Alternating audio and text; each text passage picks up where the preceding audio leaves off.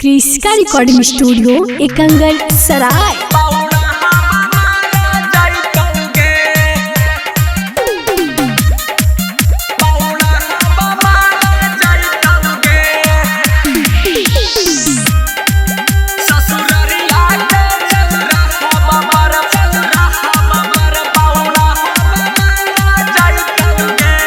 Presented by Kriska films. दानी के आचरवा तोरा मंगिया भरैतौगे,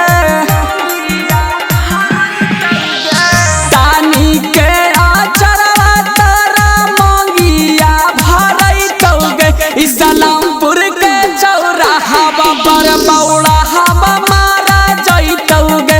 इस्लामपुर के चौराहा पर बौड़ा हवा मारा जैतौगे।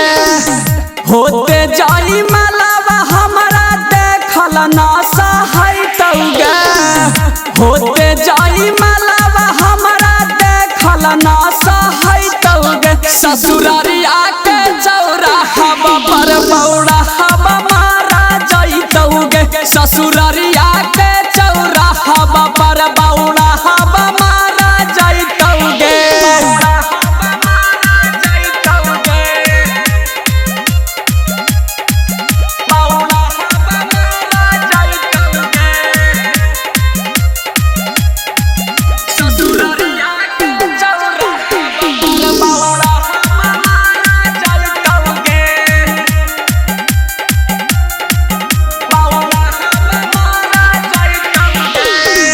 रोजे रोज मिला हानि अब हानि पढ़ के।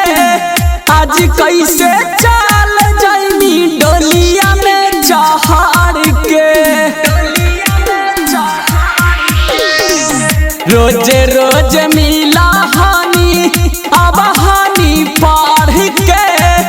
आज कैसे चल जाइनी डोलिया में चढ़ के। हमरे संग खेलल कूदल याद बड़ी अइतौगे। हमरे संग खेलल कूदल याद बड़ी अइतौगे। जहाना के चौराहा पर बौड़ा हवा मारा जैतौगे। ससुरारिया के चौराहा पर बौड़ा हवा मारा जैतौगे।